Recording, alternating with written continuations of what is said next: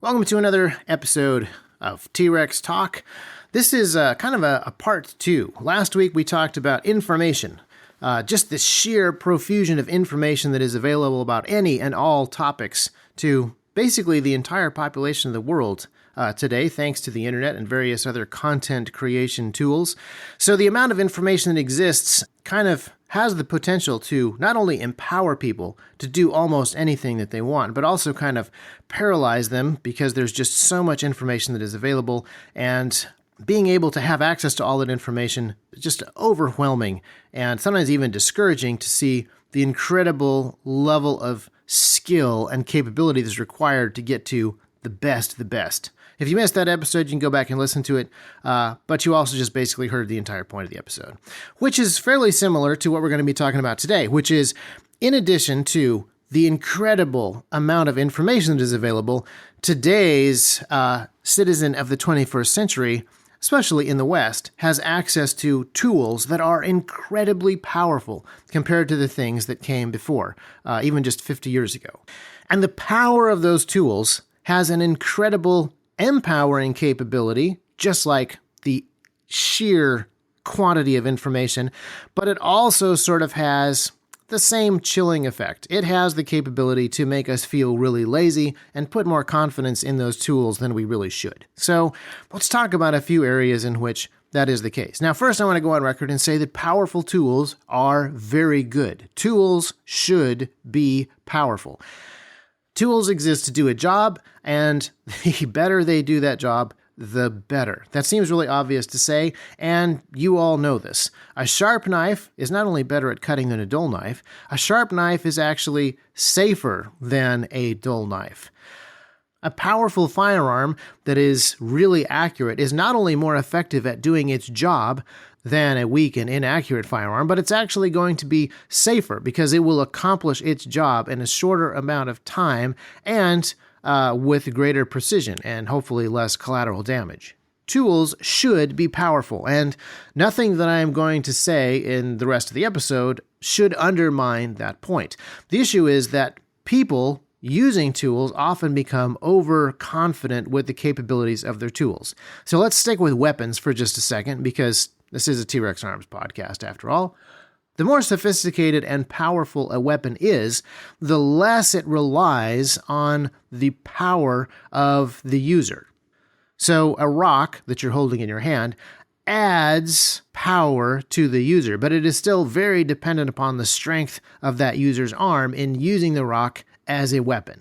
A knife is another step up in capability and in sophistication. It is far less dependent upon the strength of the user's arm than the stone is, but it still obviously requires a fair amount of strength and dexterity for it to be used effectively as a weapon. Arrows, similar. And then crossbows and firearms. Each one of these things relies less and less on the strength of the user to deliver devastating power and force. But all of these devices, all of these weapons, all of these tools still require a fair amount of mastery. And there's a temptation when you level up your weapons, when you level up your tools, when you unlock a new capability of power, to assume that now the human has to do less. Well, the weapon is actually going to be more effective if the human doesn't do less.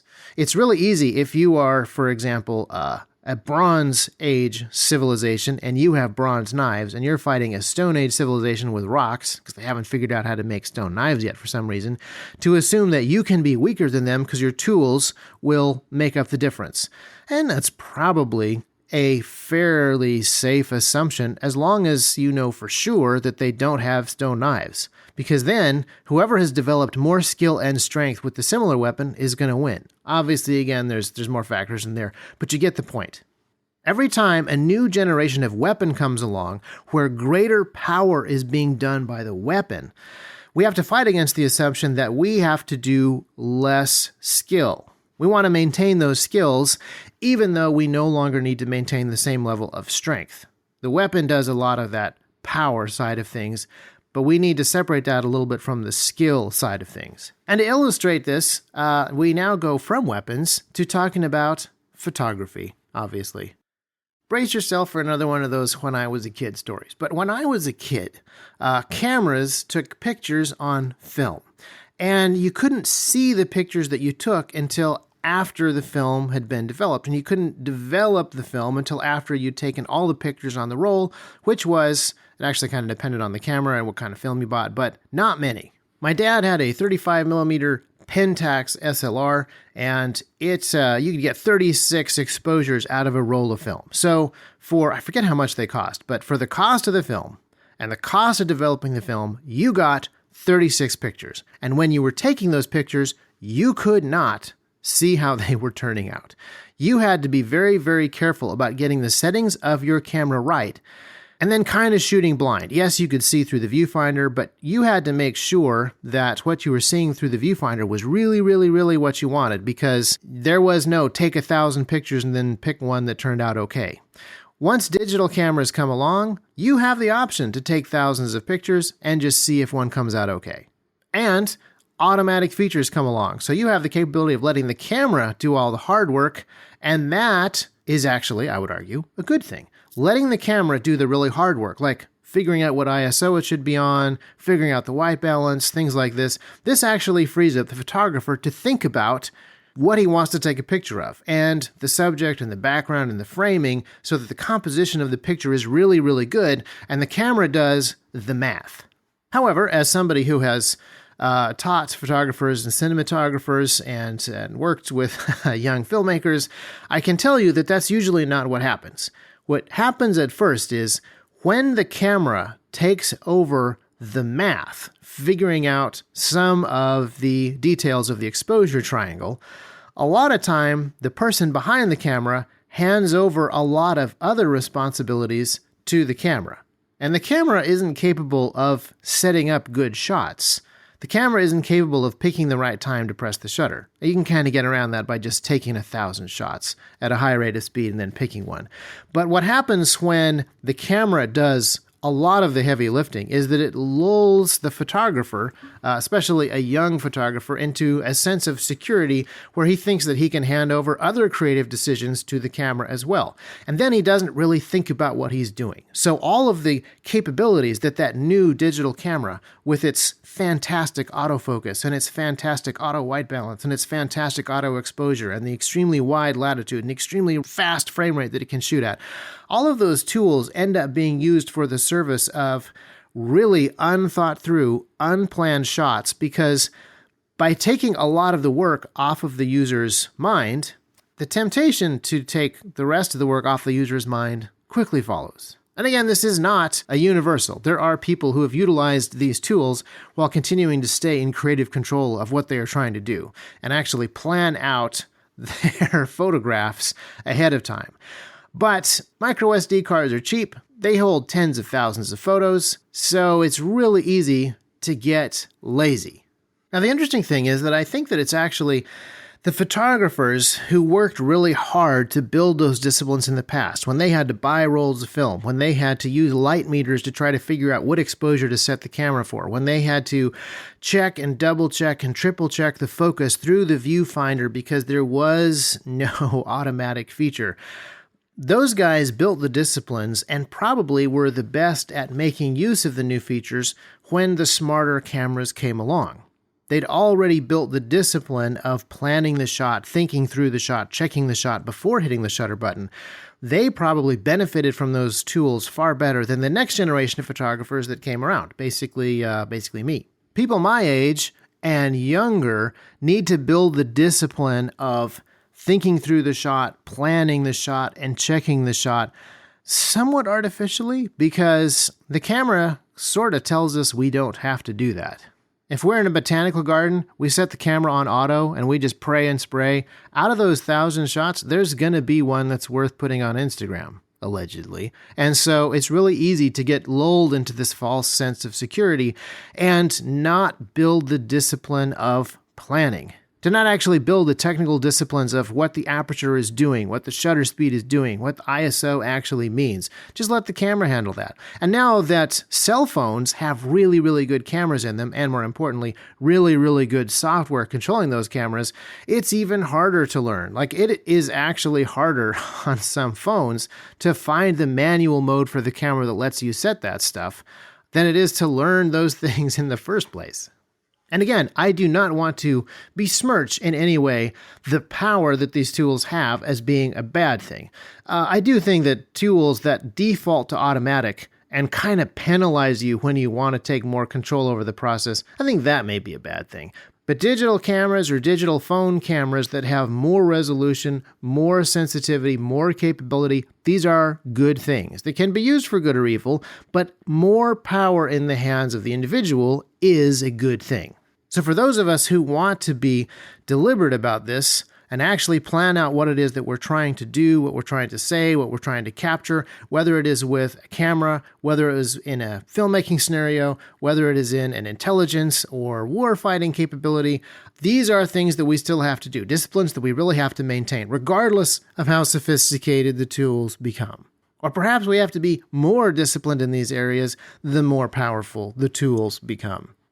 In the same way that in the last episode we talked about vast swaths of information that exist that have not resulted in people being more informed, there are powerful tools out there, and even let's just stick with cameras for a minute. There are powerful creative tools out there that have not resulted in people necessarily being more creative. I think films are a good example of this. Filmmaking tools have increased in power and capability in my lifetime far more than even just still cameras. The ability to shoot footage for a movie and then come back and completely change the background, completely change the lighting, even change the costume that the actor is wearing. The ability to change all of this stuff in post has not resulted in movies that are better, in my opinion. It has resulted in filmmakers who are lazier. They will shoot stuff knowing that they can fix it later, so they don't put the time and effort into the planning that resulted in better movies in the past. Movies used to be really, really hard to make because all of the difficulties of that 35mm still camera that I described to you earlier are magnified by a 35mm motion picture camera. And that's only one department. Every department on a film set in the past was kind of working blind. They could not see the final product until after it was developed and edited, and this was a process that took weeks or months after they were shooting on set. So everybody had to be really good at what they did, and they had to be really good at planning so that they were confident that they could walk away with finished, usable footage that was going to fit into the movie that had been written and storyboarded on paper ahead of time.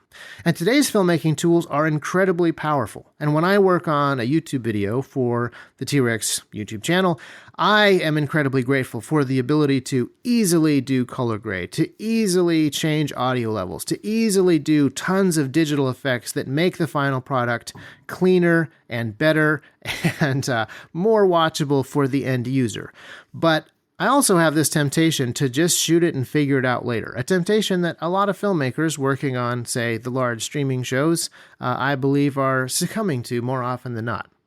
So when you are wanting to learn a skill or a discipline, whether it is radio communication, whether it is land navigation, the temptation is going to be to lean really heavily on the automatic features of tools.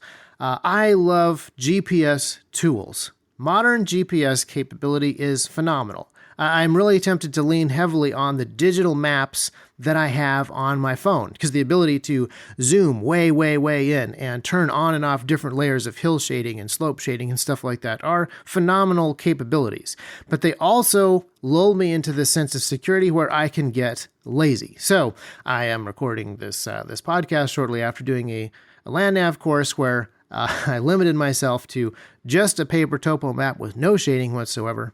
And I actually had 2 compasses.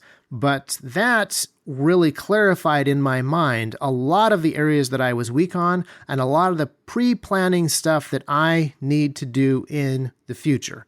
When I am planning to go someplace, when I am planning to do something outdoors, this isn't something that you can just fix in post if your GPS breaks. It is far too easy to assume that I can walk anywhere that I want And then when it's time for me to come back, turn my GPS on and let it figure out the route home. That's a fantastic capability that the GPS has, that the GPS gives you. But having a better understanding of how the land works, how maps work, how compasses work, how your legs work, these things you can really easily miss if you just completely put yourself on autopilot and let the GPS take the direction. So my recommendation for everybody that is listening to this podcast is to really think about some of those lower levels and not to stop using the powerful tools, not to stop carrying the powerful tools with them, but to really understand what is the creative thing that is supposed to happen before the tool really comes into play. Whether you are wielding this large chunk of stone or a precise small knife, the skill of the guy who is applying that tool to the combat situation is really going to matter a lot. It doesn't mean that strength doesn't matter, but the skill that is there is really independent of the tool. And letting the tool just kind of do its thing results in unskilled stuff happening, regardless of how sophisticated the tool actually is. So, the homework assignment for this particular episode is to simply be more deliberate. Now, not all of us are involved in hand-to-hand combat or photography, so just be more deliberate in whatever you are doing. Think about the processes that are involved in the creative side that you control, and think about the processes that are involved in the technical side that, say, an automatic tool provides you, and really deliberately plan out what it is that you are going to do on your side, and deliberately plan out what you want the tool to do on its more sophisticated side. One more example. Modern word processors are incredibly powerful because they let you type words in, move them around, and the new ones, Google Docs and the Microsoft ones, they pretty much all have automatic spell check, and they even help you with grammar and things. So the temptation is to just write random blah thoughts down on the page because we'll move them around later. But think back to people who were writing stuff on typewriters or, way back in the day, pencils and paper. Solzhenitsyn wrote the book A Day in the Life of Ivan Denisovich in his head because he didn't even have paper to write it on when he was in Siberia.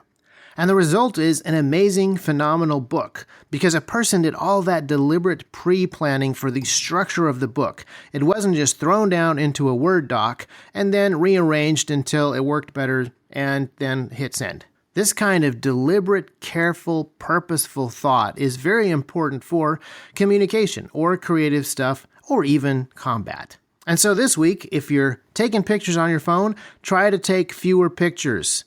Try to be very careful and deliberate about what you yourself are doing with that photograph, even if you're not doing manual focus.